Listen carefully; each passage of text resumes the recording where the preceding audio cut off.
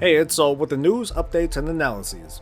And today we're going to see how quickly we can prepare for endgame stuff once we hit max level in Legion. Not all players should follow the instructions I'm going to give in this video, nor should they. Consider this as like a glimpse of the more hardcore, solo-ish kind of player. So, welcome to endgame. We'll start off with a question. What are you going to do once you hit max level? The answer is going to be a little bit different depending on who you ask, but for the majority of players, the following systems are going to be considered as the end-all be-all of their gameplay. We got raiding as usual, we have raided PvP, and new to the family are dungeons. Hey, welcome!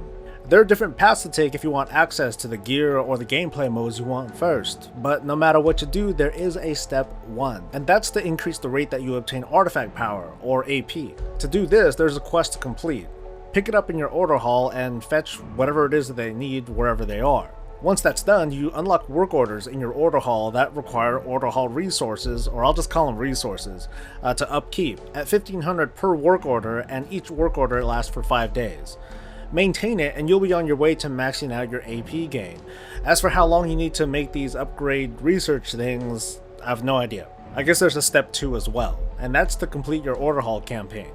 This will unlock the 3rd relic slot on your artifact weapon, which will be a huge throughput increase for players regardless of what you do, except if you're an instance PvP. With world PvP to consider though, you'll still want this sooner than later.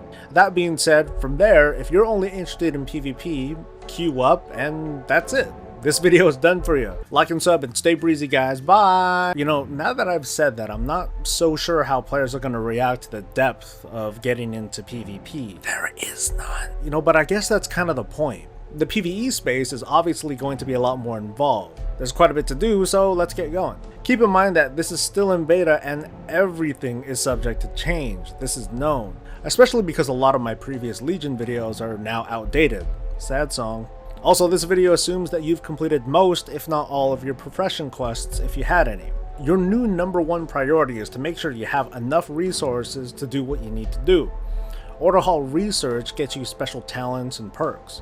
Artifact Research it's the step 1 that I talked about earlier. Both of these put a big strain on your resources, but they're both required if you want to be more powerful and become more powerful faster. So early on, save and make as much resource as you can.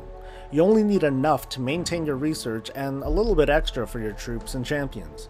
After doing some estimating and assuming that you've unlocked the first 2 tiers of the Order Hall talents while leveling, you'll need to bring in between 1500 and 1750 resources a day to keep up with your research without interruption for 25 days. Once you access the final tier, it'll still take another 2 weeks to unlock it, but at that point, your Order Hall research is considered done. Your daily resource requirement drops all the way down to a mere 300 for the artifact power research, which if you follow the rest of this guide, it's probably going to come automatically. Keep in mind though that I'm not counting usage of the mission table in any of these calculations, so round up as necessary. You can keep earning more resources if you want, and use the Order Hall vendor to upgrade the Order Hall set gear. If you're really trying to max out your gains and get into mythic dungeons and raiding fast though, this really shouldn't be necessary.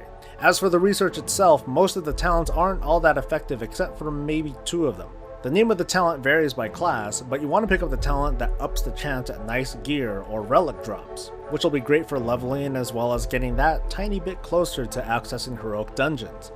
Also pick up the one that completes a basic world quest instantly, because instant is fast. When it comes to the mission table, try to avoid using the disposable troops. That's just more Order Hall resources you have to earn. Your champions, unlike the troops, are the ones that level up, so send them off to maximize their gains. You don't need to drop by the table every hour, but you do need to swing by at least once a day to progress through certain parts of the Order Hall campaign in a timely fashion. Last thing on the table. I've said in previous videos that the table isn't required to access endgame content, and I still stand by that. In the context of this video though, that totally goes out the window. Sorry. You want to power up? You're gonna table, at least until you finish that Order Hall campaign. Now that we have an idea of what to maintain on a day-to-day basis, let's work on progression. The first hurdle you want to get over is one of 2 things, and you can do this in any order. Unlock the 2 Suramar dungeons, or push hard for an 810 item level. That's what you need for heroics. It's not going to be as simple as just queuing up for dungeons. Well, it can be, it's just not optimal. Odds are good that by the time you hit 110, you're going to be a little bit under 800 item level. The crafting economy will have just started, so you're not going to find a lot of help there, but there is something that can help you out in Dalaran. There's a ring you can buy that has an item level of 865 and only requires you to be level 101. It's only 250,000 gold, so get it. You're not going to replace that for a while, or for a few days if you're determined enough. Your next priority is to complete world quests, the most important being ones that reward gear. Even if they're not a big upgrade, keep in mind that there's a chance for world quests to give you gear higher than what's listed, so that 805 or 810 could be higher. Not all world quests are the same either. Blue and purple world quests mean tougher challenges, but beefier gear that's better than heroic gear even. And these might contribute to your emissary quests too, which reward other useful goodies like reputation, resources, and artifact power. Speaking of emissaries, there's reputation to consider once again.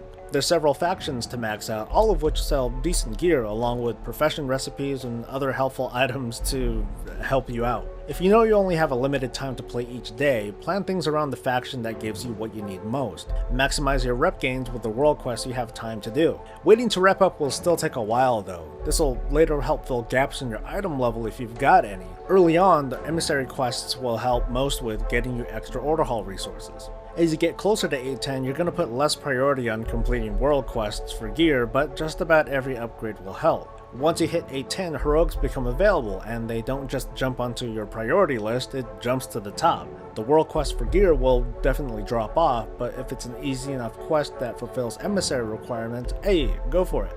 Now that you hit the big time, what you're going to do is going to depend on your availability and your stamina grinding out heroics.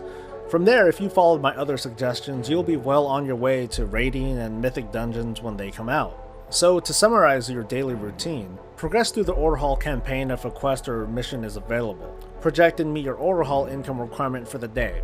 Progress through Suramar quest, at least until you unlock the dungeons. Get gear and artifact power from world quests, and otherwise complete emissary quests for a little bit of everything. After everything else, if you feel like it, do normal dungeons. Once you do make it to heroics, you'll maintain your gains on a much more comfortable schedule with these activities. From here, you can comfortably go back and take care of whatever you missed, including completing Suramar, unlocking the Order Hall armor sets, and Legion Pathfinder. This so far is probably the fastest, or at least a very efficient path to min-maxing your character during the first few days and weeks of Legion. Yeah, you can just grind normal dungeons until you hit heroic dungeons, until you hit mythic dungeons, until you hit mythic plus and raiding, but you won't have a third relic slot. You might by some miracle have 2 legendaries and can only equip 1, but these guidelines are meant to prevent you from having to catch up on a certain progression path. In conclusion, welcome to Endgame. That's it for today. Thanks for watching, and I hope this video was useful or at least insightful. Like and sub, and let me know what you think or want to see in a comment below. Otherwise, I'll see you guys next time when I take this whole summary I came up with and see how it holds up to the endgame of previous expansions. Maybe. I'm Soul. Stay breezy, guys.